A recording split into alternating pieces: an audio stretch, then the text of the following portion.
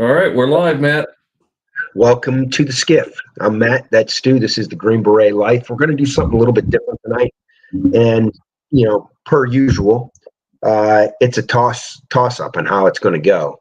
But obviously, we have Donald Trump tonight he's addressing Congress in the country. There's going to be a lot of hijinks going on during this from the Democrats, allegedly. There's a bunch of rumors out there of what's going down. Right now, there's a rumor that we do have a minerals deal. Reuters is reporting this. There's a couple other things we're going to get out of the way real quick. Apparently, under Trump pressure, BlackRock is taking over a chunk of the Panama Canal under Trump's direction. Okay, I'm not sure how I feel about that. That's concerning in and of itself. Unless Trump has now gotten control of them, right? And the other big news is the Gaza thing that Trump. Well, if Trump was pushing that BlackRock taking it over from the Chinese, I guess it's better that BlackRock have it than the Chinese have it, right? Because that's who they're taking it from, right? So the other big news that just came out tonight, we don't have tons of information on it, but that just came out tonight is that Trump's Gaza plan has been rejected by the Arab League. But here we go, art of the deal. Art of the frickin' deal. The Arab League is putting up $53 billion to do their own deal within the Gaza Strip. Bingo. This is what he does. Everybody's like, that's the goofiest thing I've ever heard. And then you hear this come out. I'm sure the media will try to play this up as a negative, but if the Arab League invests $53 billion in Gaza, right? And Hamas starts digging up all of the infrastructure and shit that they're laying. Oh, that ain't going to happen. I can tell you right now, that will not frickin' happen. Yeah, so, they're not going to allow their investment to be blown up and be shooting missiles from or storing armaments underneath schools and all that sort of nonsense. They also didn't want the Palestinians in their country. The Jordanians reluctantly agreed to take them. The Egyptians don't, for sure. They've tried it before, and they tried to start a rebellion there. They're like, yeah, not again.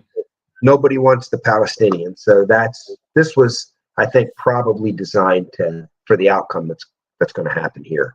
So that's going on. We're gonna.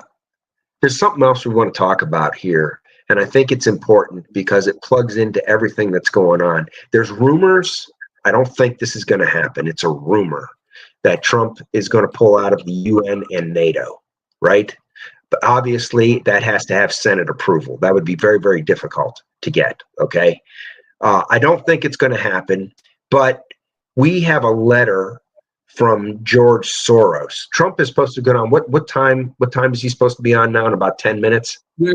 They've got a bunch of the different people coming in now. I'm watching over on the other screen. They're still bringing in the cabinet members and stuff, it looks like. Well, here, NATO is probably not what we always thought. In fact, I can tell you it's not. A letter has come to light that was written by George Soros in '93 after the fall of the Soviet Union, okay? And it was basically a repurposing of NATO.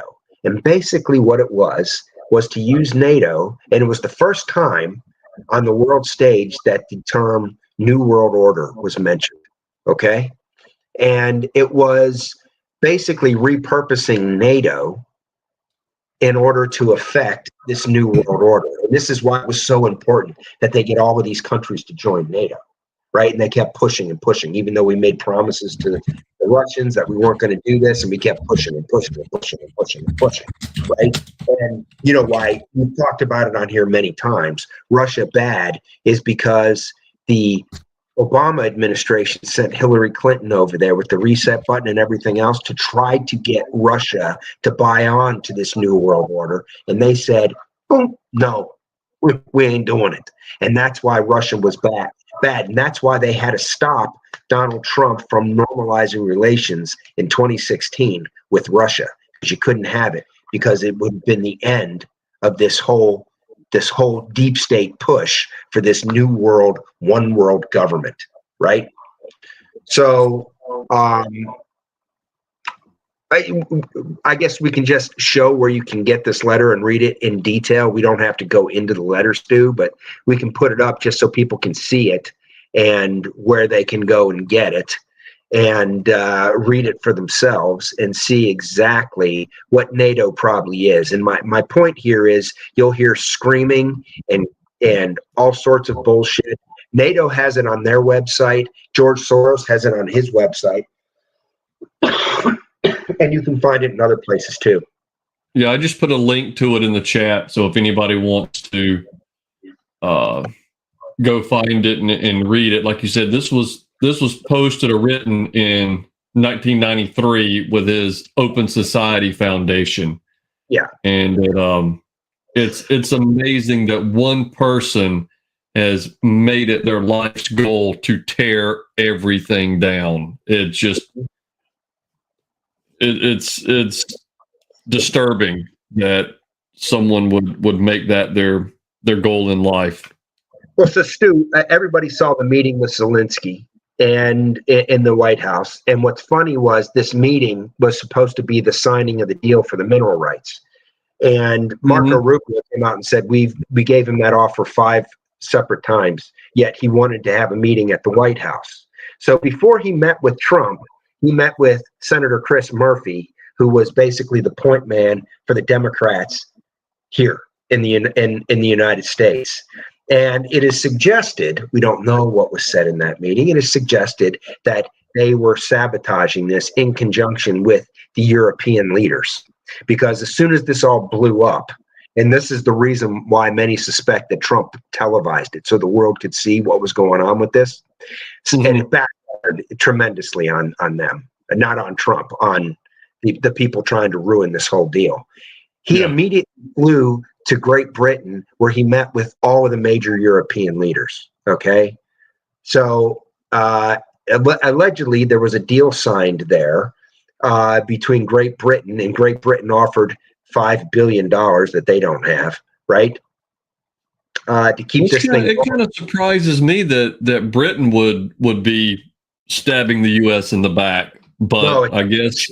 It should not surprise you at all. These Western, if you read this letter and all of this sort of shows you what NATO is. And the Euro countries have been screwing us for years. They've depleted all of their military capability because we've been doing it for them. We've been this is why they haven't been keeping up with their commitments within NATO. Yet they're enforcing all this other bullshit. They're offering all of this thing to their own citizens, like free health care and all this other bullshit, because they're not paying for a military. Great Britain doesn't have a military. Germany basically doesn't have a military. Spain, basically, none of these countries have anything of a military. No, they don't. We've been doing it. So they've been screwing us with tariffs. They've been screwing us with the military stuff. These Western European countries are not our friends. Period. No, they've been taking advantage of the fact that we bear the brunt of the support and funding of NATO, and we've been the world's police force, the world's reaction force, and sabotaging the ceasefire efforts that Trump has been trying to do. And they were neck deep involved in the setup of Trump during the 2015 election. They were neck deep in it, right? They were neck deep in a lot of these things going on. So it's now been said that what Senator Chris Murphy did violates the Logan Act. We'll see if that did, okay? But this is backfired because they went after but the British General Flynn. Yeah. The British, no, not Flynn, Petraeus. Not Petraeus either. They went after Trump's former campaign, Manafort, Paul Manafort. They threw him in jail for it. That was it. Yeah.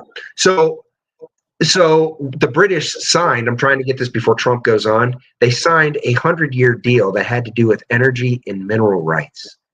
So basically, they sabotaged our deal in conjunction with the Democrats, flew them over there, offered them $5 billion, and then did that. But here's the wrench in the deal.